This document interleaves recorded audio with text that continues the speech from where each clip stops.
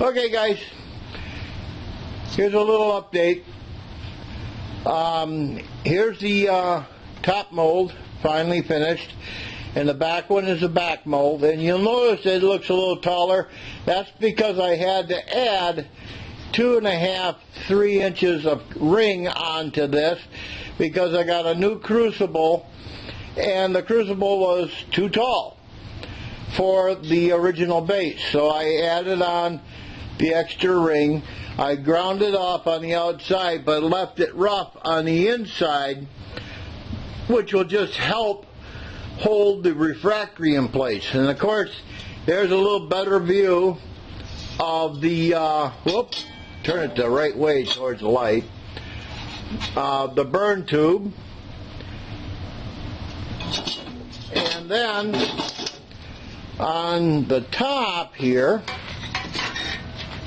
I have a couple of photos of the plug. Alright, so I had to make a plug for the top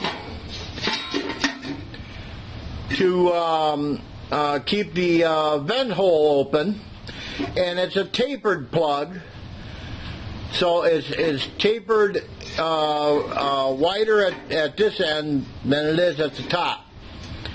And then these are nails, bent nails, all welded all the way around to help hold the refractory in place.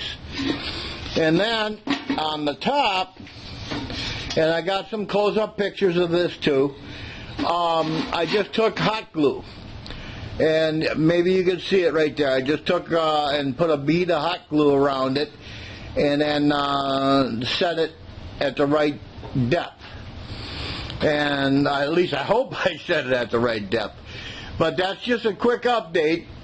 So we're getting close to doing the refractory, and that'll be in probably a couple of days.